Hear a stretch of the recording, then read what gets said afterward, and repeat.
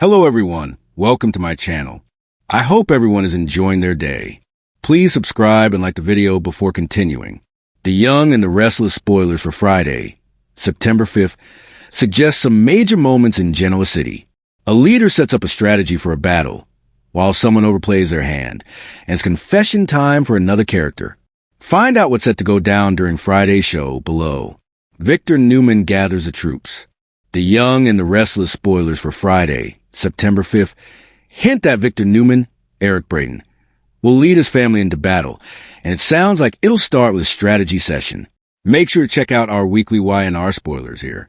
During Friday's show, he'll gather up the Newman clan to prepare for a corporate fight. But who will be included in the fold? From the sound of it, Nick Newman, Joshua Morrow, and Adam Newman, Mark Grossman, will probably be called into this meeting, with Victoria Newman, Amelia Heinley, possibly brought in as well. While Victor has his sights set on Jabot and luring Kane Ashby, Billy Flynn, into his plan, will the mustache accomplish this goal? When Victor Newman gathers the troops on the Young and the Restless, the whole of Genoa City braces for impact. For decades, Victor has been a commanding general of the Newman dynasty, a man who sees his family not just as blood, but as extensions of his empire. He is a patriarch who never stops strategizing, the businessman who treats every conflict like a corporate war, and the father whose protectiveness often blurs into control. Whenever spoilers hint that Victor is calling his children and allies into the Newman boardroom or mansion for a serious sit-down, fans know that major storylines are about to ignite. Whether it a business takeover, a threat against the Newman legacy, or betrayal within his inner circle, Victor thrives on rallying his family and asserting that they are stronger when they stand united under his leadership. But as history has proven time and again, keeping the Newmans united is easier said than done. Victor Newman is synonymous with power on Y&R. Since his introduction, he has risen from a self-made man with a dark past at the head of Newman Enterprises, one of the most powerful companies in Genoa City. His journey has been marked by ruthless takeovers, complicated romances, bitter rivalries, and an unwavering commitment to his family name. To Victor, nothing matters more than protecting and expanding the Newman empire, and he will go to any lengths to ensure that his children and grandchildren remain under his influence. This sometimes noble, sometimes domineering approach has made Victor both a hero and a villain in the eyes of viewers. But no matter how fans feel about him, one thing is certain. When Victor is in battle mode, the drama reaches its peak. So what exactly does it mean when spoilers say Victor gathers the troops? It usually signals that a threat is looming, whether from outside the family or from within. In business terms, it may involve competitors like the Abbotts of Jabot or the unpredictable Tucker McCall trying to undermine Newman Enterprises. In personal terms, it could mean that one of his children is making choices that Victor believes endanger the family's reputation or strength. Over the years, we've seen Victor convene these urgent family meetings for everything from hostile takeovers to divorce scandals, custody battles, and criminal accusations. Each time, he demands loyalty, issues orders, and expects obedience. Yet time and again, the Newmans prove that while they may rally under Victor's ban in the short term, their independence and ambition often cause fractures down the line. One of the most fascinating dynamics in these gatherings is the tension between Victor and his children. Victoria, Nick, Adam, and Abby each have unique relationships with their father, shaped by years of manipulation, favoritism, and rebellion. Victoria is often seen as his heir apparent, the daughter who inherited his ruthless streak and business acumen. Nick is a moral compass, forever torn between loyalty to his father and his desire to carve out his own path. Adam is the outsider, both part of the family and perpetual on the fringe, yearning for Victor's approval, while simultaneously resenting him. Abby, though sometimes underestimated, has also fought to earn respect in a family where power is the currency. When Victor gathers the troops, each of these dynamics comes into play, making the scenes electric with unspoken rivalries and unresolved resentments. The Abbotts often loom large in the background of these moments. The Newman-Abbott rivalry is one of the longest-running feuds in soap history, with Victor's battles against Jack Abbott defining eras of Y&R storytelling. When Victor calls his family together, fans often speculate that another round of Newman versus Abbott warfare is on the horizon. Whether it's Jabot competing against Newman Enterprises, romantic entanglements crossing family lines, or betrayals from within, the Abbotts serve as both worthy adversaries and foils to the Newman clan. Victor thrives on framing conflicts as wars to be won, and nothing galvanizes him like taking on Jack Abbott. What makes these troop-gathering moments so compelling is the way they showcase Victor's duality. On one hand, he is a father who genuinely wants his children to succeed and to be protected. On the other hand, his methods often suffocate and alienate them. He demands loyalty but rarely gives freedom. He insists on unity but often favors one child over another, sowing seeds of resentment. Fans love to watch Victor in full patriarch mode because it reminds us of his larger-than-life presence, but they also recognize the flaws in his approach. He is a man who believes love is best expressed through control, and that philosophy ensures that every family meeting is laced with both devotion and rebellion. Spoilers teasing Victor's latest gathering suggest that he may be preparing the family for a major corporate war. Tucker McCall, Audra Charles, and even the unpredictable Adam could all be sources of disruption. Victor's instinct is to pull his children close, reminding them that Newman Enterprises must remain untouchable. But will Victoria, who often resents Victor's interference in her leadership of the company, follow his lead without resistance? Will Nick, who frequently distances himself from corporate battles, be willing to play soldier again? And what of Adam, whose outsider status makes him both a potential asset and a liability? The answers to these questions will shape not just the Newman family's immediate future, but also the larger direction of the show. Beyond business, there is always a possibility that Victor's gathering has to do with personal or family crises. Perhaps someone's marriage is crumbling or a secret is about to explode. Victor has always seen himself as a protector of the Newman name, and any scandal that could tarnish their reputation becomes his business. These meetings are as much about image as they are about strategy. Victor knows that in Genoa City, perception is power, and he will go to great lengths to ensure that the Newmans project strength and unity, even if behind closed doors they are anything but united. Fans relish these moments not just for the drama, but also for the sense of tradition. Victor Newman gathering the troops is as much a part of Y&R history as the Abbott family breakfasts or the Chancellor Mansion parties. It is a ritual that reminds us of the show's deep roots and the enduring power of legacy storytelling. Each new generation of Newmans may rebel, but ultimately, they remain part of Victor's orbit. His ability to command attention, silence a room, and lay down the law is what makes him one of daytime's most iconic characters. The question that always lingers, however, is whether Victor's tactics still work.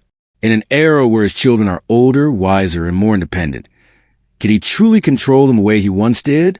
Or are these troop gatherings now more symbolic than effective, a show of force rather than a guarantee of obedience?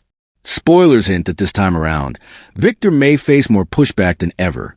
Victoria may assert her independence as CEO. Nick may refuse to rejoin the fray, and Adam may exploit the situation for his own gain. If that happens, Victor's role as patriarch could be tested in ways we've never seen before. What makes this storyline so engaging is the universality beneath the soap opera excess. At its heart, this is the story of a father who wants to keep his family together, to protect them from harm, and to ensure his legacy endures. But it is also the story of children who crave both love and autonomy, who chafe under the weight of his control even as they rely on his strength. It is a dynamic that resonates far beyond Genoa City, reflecting real-world struggles between parents and children, tradition and independence, power and freedom. As spoilers continue to tease Victor's latest troop gathering, fans are bracing themselves for fireworks. Whether the threat is corporate, personal, or both, we know that Victor will approach it with his trademark mixture of cunning, determination, and unshakable authority. We also know that his children will respond in ways that are as unpredictable as they are explosive, and that, ultimately, is why this storyline works. Because it is not just about Victor issuing orders, but about the family's ongoing struggle to balance love, loyalty, and independence under the shadow of one of soap opera's greatest patriarchs. Phyllis Summers overplays her hand. Across town, Phyllis Summers, Michelle Stafford, will overplay her hand. It sounds like someone will get red going, and she may start to run her mouth. But will this be about her business dealings with Kane? Could she possibly place a wrench in his plans? Could she jeopardize her partnership with Kane? 2. When it comes to bold moves, risky gambits, and fiery confrontations in Genoa City, few characters rival Phyllis Summers. For decades, Phyllis has been one of the young and the restless, most unpredictable players, a woman who thrives on taking risks, but often finds herself paying the price when her schemes spiral out of control. Phyllis Summers overplays her hand, has practically become a mantra for longtime viewers who know her well. If there's a dangerous path, Phyllis will take it. If there's a line to cross, Phyllis will push right past it. If there's a chance to gain the upper hand, she will seize it without always thinking about the consequences. That instinct makes her one of the most compelling and combustible characters on the canvas, someone fans love, hate, root for, and criticize in equal measure. And as spoilers point toward new twists in her storyline, it seems that once again, Phyllis is letting her ambition and impulsiveness drive her toward a cliff. Phyllis has always been a survivor. From the moment she crashed onto the scene, she was written as a woman who would do whatever it took to protect herself and secure her place in Genoa City. Whether it was her infamous affair with Danny Romalotti, her turbulent rivalry with Christine Blair, or her many business ventures and romantic entanglements, Phyllis has shown that she will fight tooth and nail to get what she wants. Yet survival for Phyllis often comes with self-sabotage. Time and again, her need to control the narrative leads her to overplay her hand. She lies when honesty might serve her better. She schemes when patience would pay off. She lashes out when restraint could win allies. This pattern has cost her relationships, friendships, and even her own children's trust over the years. In recent storylines, Phyllis's tendency to push too far has been on full display. Her decision to fake her own death to frame Diane Jenkins was one of the most audacious and reckless moves in Y&R history. In her mind, it was the ultimate revenge, a way to remove her rival and paint herself as a victim. Instead, it blew up spectacularly, leaving her alienated from her family, especially Summer, and forcing her into yet another uphill battle for redemption. While fans were riveted by the drama, they also shook their heads knowingly, because this was classic Phyllis. She wanted to win so badly that she lost sight of the bigger picture, and in doing so, she once again overplayed her hand. The fallout from that decision continues to reverberate. Summer was devastated by her mother's deception, feeling betrayed and manipulated in ways that cut deep. Daniel, too, has struggled to reconcile his love for his mother with his disappointment in her choices. Phyllis wants nothing more than to rebuild her relationship with her children, but her history makes it difficult for them to fully trust her. Every time she takes a step forward, her impulsiveness threatens to drag her back. Spoilers suggest that Phyllis will soon face new tests of loyalty and restraint, and fans wonder whether she can resist the urge to push too far again. Phyllis's romantic entanglements also reflect her pattern of overplaying her hand. From Jack Abbott to Nick Newman to Billy Abbott, her relationships often burn hot and fast before crashing under the weight of mistrust and betrayal. With Jack, she found a partner who loved her deeply but couldn't always reconcile her schemes with his own sense of morality. With Nick, she shared passion and history but often sabotaged her connection with lies. With Billy, she found excitement and rebellion, but their volatile personalities made stability impossible. Phyllis's love life is a mirror of her larger character arc, intense, dramatic, and full of missteps that stem from her inability to let go of control. Every romance is a gamble, and too often Phyllis plays her cards too aggressively, losing more than she gains. What makes Phyllis so fascinating is that she is not simply a villain or a victim. She is both. She is capable of incredible love and devastating betrayal, fierce loyalty, and destructive manipulation. Fans may criticize her choices, but they cannot deny that she makes the canvas more exciting. Phyllis brings fire to every scene, refusing to play by the rules and ensuring that no storyline involving her ever feels predictable. That duality is why viewers continue to invest in her, even when she overplays her hand. They hope, against all odds, that this time she might learn from her mistakes, even as they know she probably won't. Looking ahead, spoilers hint that Phyllis may soon insert herself into battles involving the Abbotts and the Newmans, two families she has long been entwined with. Her history with both clans ensures that her moves will have wide-reaching consequences. If she decides to target Diane again, she risks alienating Jack and further damaging her reputation. If she aligns with one side of a corporate war, she risks burning bridges on the other. And if she lets her personal vendettas guide her, she may once again find herself isolated. The question for fans is not whether Phyllis will make bold moves, she always does, but whether she will once again push too far and lose everything in the process. From a narrative perspective, Phyllis overplaying her hand serves an important purpose. Soap operas thrive on characters who stir the pot, who create conflict and force others to react. Phyllis is a catalyst, and her schemes keep storylines moving. Her mistakes open doors for other characters to step in, whether to save her, punish her, or exploit her downfall. She is a character who embodies risk, and risk is the lifeblood of daytime drama. Without Phyllis's reckless energy, Genoa City would lose one of its most dynamic sources of tension. Fans are divided in their reactions to Phyllis's antics. Some admire her strength, her unwillingness to back down, and her refusal to be underestimated. They argue that her flaws make her real and relatable, a woman who is unapologetically herself even when it costs her. Others, however, grow frustrated with her constant cycle of self-destruction, wishing she would finally learn from her mistakes. Social media buzzes with debates whenever Phyllis makes a move. Was she justified, or did she go too far? Should her children forgive her, or is she beyond redemption? These debates prove that Phyllis remains one of the most compelling figures on Y&R, someone fans can't stop talking about no matter how divisive she may be.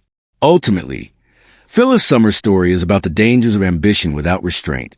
She is a woman who always wants more love, more power, more control, and who rarely knows when to stop. That hunger makes her formidable, but also makes her vulnerable to her own worst impulses. Every time she overplays her hand, she risks losing the very thing she claims to value most. And yet, she never stops playing, because that is who Phyllis is. She is a fighter, a schemer, a lover, and a survivor. She is flawed, she is fiery, and she is unforgettable. As spoilers continue to tease new twists for Phyllis, one thing is certain. She will keep making bold moves, and she will keep overplaying her hand. The question is whether this time, the fallout will be too much even for her to handle, or whether she will once again find a way to rise from the ashes, stronger and more determined than ever. For the young and the restless fans, that is the beauty of Phyllis Summers.